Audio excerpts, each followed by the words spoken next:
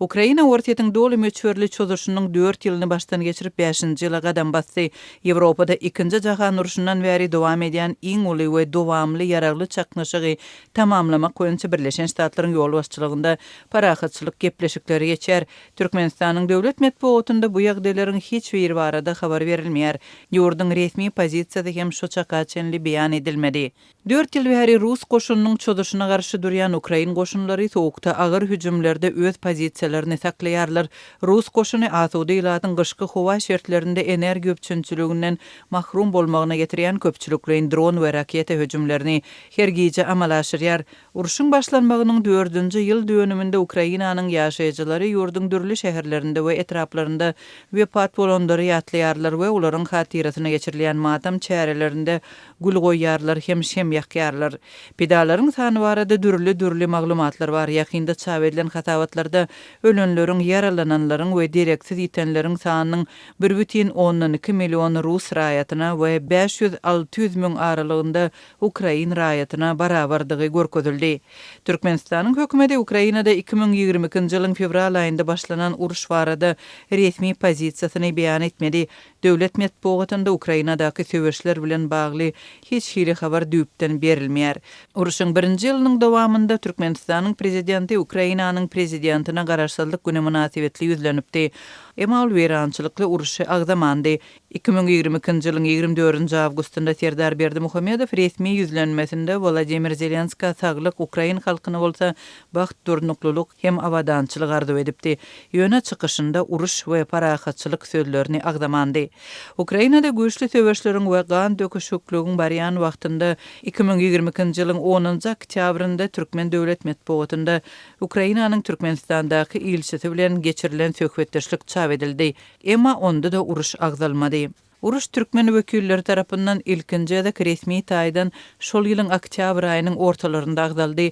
Şonda Türkmenistanyň Ukrainadaky elçihanasynyň web sahypasynda türkmen raýatlaryna Ukrainany terk etmek maslahat berýän bildiriş çap edildi. Şonda Ukrainada ýaşaýan, bilim alýan we işleýän türkmen raýatlarynyň müňlerçesiniň ýurdy terk edenligi habar berildi. Uruşyň başlanmagyndan 1 ýyl geçen soň 2023-nji ýylyň mart aýynda Türkmen medeniýeti uruşy ýene-de agzaman Türkmenistanyň Ukrain çağlaryna kömek iýerenligini habar berdi. Bu aralykda Ukrainadaky söwüşlere türkmen raýatlarynyň gatnaşýanlygy barada maglumatlar ýygyderli peýda bolýar. Uruşyň başynda Ukrain goşununda söwüşýän türkmenler barada käbir maglumatlar peýda bolupdy, emma soňky ýyllarda Rus goşunynyň düzüminde türkmenleriň hakyny tutma esker hökmünde söwüşýänligi barada ençemegede habar berildi. Ukrainanyň hökümeti tarapyndan goldanýan "Хочу жить, ýaşamak isleýärin" adly derňew proýekti Türkmenistanyň adyndan 170 raýatynyň Rus goşunlarynyň hataryna goşulyp Ukrainanyň garşysyna söwüşýänligini 2025-nji ýylyň may aýynda habar berdi. Olaryň arasynda öldürilen eskerleriň hem bardygy aýdyldy. Soňra proýektiň awgust aýynda çap eden habarynda adyndan 122 türkmen raýatynyň ortaýatyň goşununa meýletin hakyna tutulandygy aýdyldy. Taslama hakyky sanyň has ýokary bolmagynyň mümkindigini belleýär. Azatlyk radiosynyň Türkmenistandaky habarçylary ýurduň dürli welaýatlarinden işin gözleginde ortaýa gidip Ukrainada uruş alyp barýan Rus goşunyna meýletin goşulýan türkmen raýatlarynyň sany artýar diýip habar berýärler. Şu ýylyň 28-nji ýanwarynda YouTube'da peýda bolan videoda Ukrain harbiýleriniň Rus goşunynyň pozisiýasyna dronly hüjüm edip eskeri ýesir alandygy görkezildi. Şol ýesir düşen adam özüni türkmen raýaty Maksat Merýadow diýip tanıştyrdy we ortaýada gazanç üçin baryp 2025-nji ýylyň noýabrynda Rus goşunyna goşulmak barada şertnama gol çekenligini videoda görüň berdi. Ukrainanyň daşary işler ministrligi odaly Rus goşunyna çağırılan daşary ýurtlulary söwüşe gatnaşmazlyga we dören ilkinji mümkinçilikde ýesir düşmäge we munyň üçin döredilen ýaşamak isleýärin proýektine ýüz tutmaga çağırypdy. Proýektiň awtorlary Türkmenistanyň uly newit we gaz ätýaşlyklaryna eýe bolmagyna garamazdan ýurtdaky pes aýlyk haklarynyň we ýokary işsizligiň yerli ilaty ortaýada gazanç üçin gitmäge mejbur edýänligini bellediler.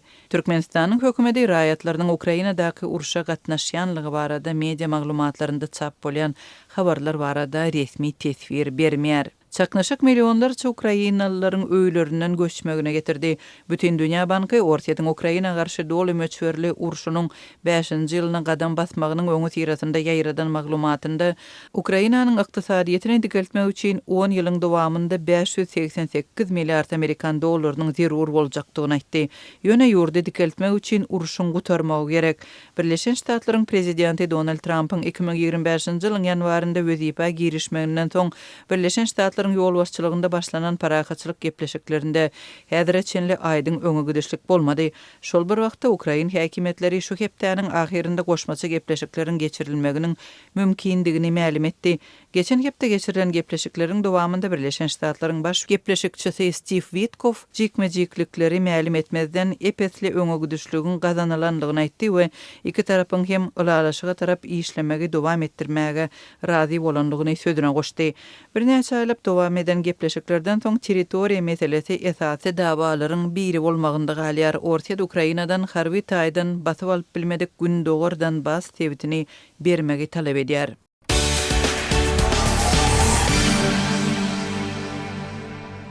Türkmenistanda goloýda geçirilen köpçüliklöýün ýokary derejeli kadr çalşygyndan soň ýurduň ýer tebitleriniň döwlet idara kärhanalarynda Aşgabatdan gelen ýüriti toporlar barla geçirip başlady. Azatlyň çeşmeleri bularyň netijesinde tebit derejesinde hem köp pudoklaryň ýol başçylarynyň çalşylmagyna garaşylýandygyny aýdarlar. Bu ağırlykda yerli idaralarda kısagly taýýarlyk işleri geçirilýär. Ücretçilerden mecburi pul toplanjakdygy duýdurulýar. Prezidentiň 13 fevralda täzelen emeldarlary welaýatlary aýlanyp başladylar. Aşgabatdan mara 20 töweregi adamdan ibarat komissiýa geldi. Olar döwlet edaralaryna, mekteplere we çağalar baglaryna aýlanýarlar. Diýip marly mugallimlaryň biri 24 fevralda anonimlik sertinde gurrun berdi. 50 ýaşlaryndaky bilim işgäriniň sözlerine görä, ýol başçylar büdjetçilaryň ählisiniň ir sagat 7-den 2-din 7-ä çelini degisli iş ýerlerinden çykman oturmagyny talap edýärler. Seýlede olary edara binalaryny awatlamaga mejbur edýärler. Mundan başga mekteplerde we çağalar baglarynda ähli aýal işgärleriň meňderçli baslary geýmelidigi aýdyldy.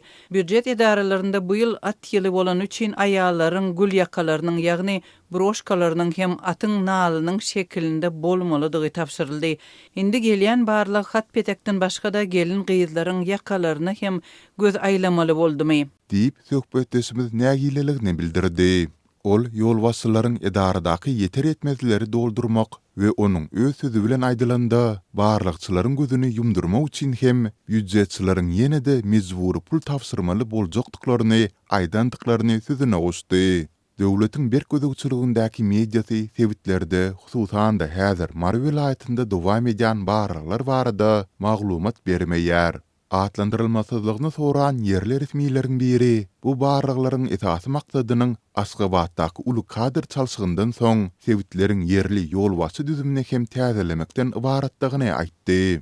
Mundan 10 gün ozal prezident Serdar Berdimuhammedow hökümetiň giňişlen mejlisiniň dowamında onurça ýokary derejeli resmini çalyşdy. Olaryň arasynda vice-premier, ozal bilim ministri bolan Bayramgül Orazdurdiýewa, Saglyk goraýyş we derman senaty ministri Murat Mämmedow hem bar.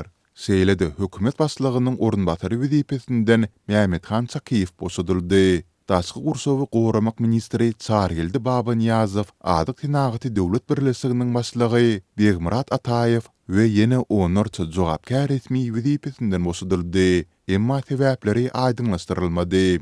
Mundan başga mejlisiň ertesi güni, ýagny 14 fevralda Milli Howpsuzlyk Ministrliginiň ýol başçysy general-mayor Nazar Atagarayew hem başga ise geçmegi sebäpli diýen kesitleme esasynda wezipesinden boşadyldy. Onuň ýerine prezidentiň howpsuzlyk gullugynyň öňki başlygy general-mayor Döwletgeldi Meredow bellenildi.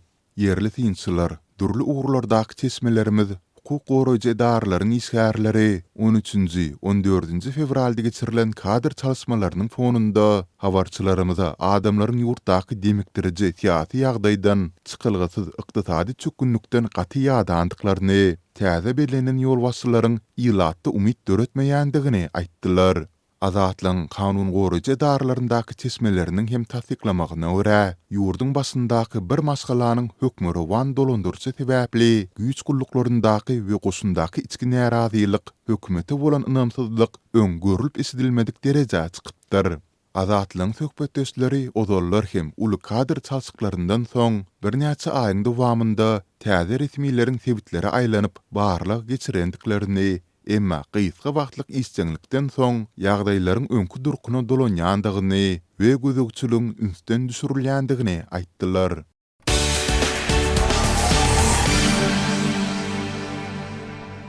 Türkmenistanyň paýtagtynda we beýleki şäherlerinde bazarlarda nyrklar birden esli ýokurlandy. Azatlyk radiosynyň ýurt içindäki habarçylary we çeşmeleri Remezan aýyna gabat gelen bu ýagdaý barada habar berýärler. Remezan aýynda agzaçar etmek üçin azyk satyn almagy bazara baran adamlar şuňlar lapy geçip azyk haritlaryna talabyň artan döwründe olaryň nyrky ýokurlanyp, alyjylaryň satyn almak ukybyny peseldýär. Orada aýynyň gelmegi bilen Balkanyň bazarlarynda azyk önümleriniň bahalary emeli usulda telekeçiler tarapyndan 10-30 götürüm aralygynda gymmatladyldy. Şu günlerde agzaçar sadaka we agyz bekleýän adamlar üçin et, gök we bakça önümlerini miwe satyn almagy azda bolsa talabyň ýokurlanan wagtyna gabat gelen bu ýagdaýa aljylar telekeçileriň mümkinçilikden öz bähwitlerine peýdalanmagy hökmünde garaýarlar. Dip Balkanly çeşme 24 fevralda gurrun berdi. Welaýatyň bazarlaryna aýlanyp gören habarçylaryň sözlerine görä, öň 130 manatlyk söňkli göle etiniň 1 kilogramy häzir ortaça 145 manatdan, çylka et 170 manatdan satylýar. Tüweniň 1 kilogramy 20 manatdan 33 manada gymmatlapdyr. Hat ýokary hille 30 manatlyk tüwi 46 manat bolupdyr. Soňun 8 manatdan 15 manada çenli gymmatlapdyr. 5 manatlyk käşir häzir 11 manada satylýar. Yerli alyjylaryň iň köp satyn alýan azy önümleri et, tüwi we gök önümleri bolup, olaryň gymmatlamagy maşgalalaryň büdjetine duýarlykly agram salýar.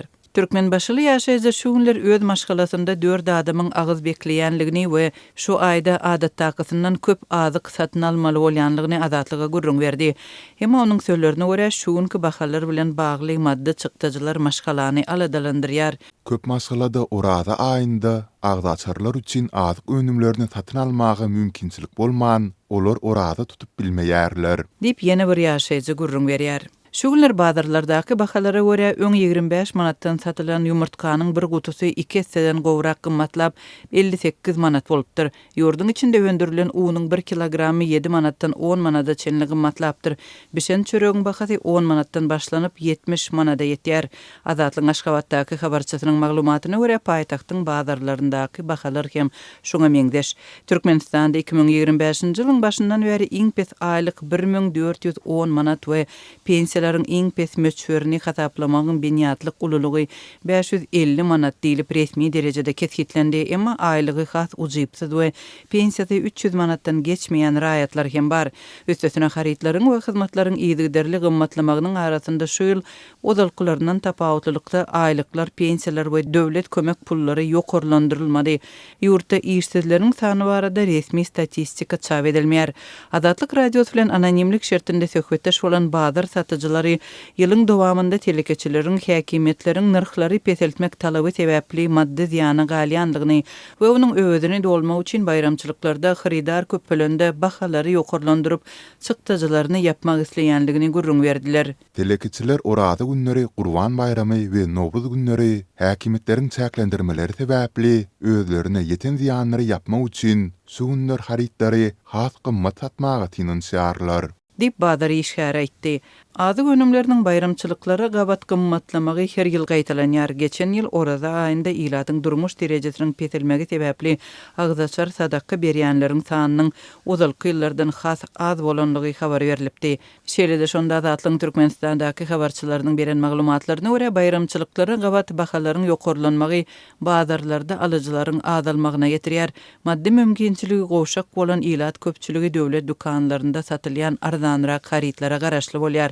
Emma adatça uly nowatlaryň döremeginde az mukdarda dürli çäklendirmeler bilen satylýan azyk önümleriniň arzanlandyrylan görnüşleri barha azalýar, bahasy ýokurlanýar we hili köplenç pes bolýar.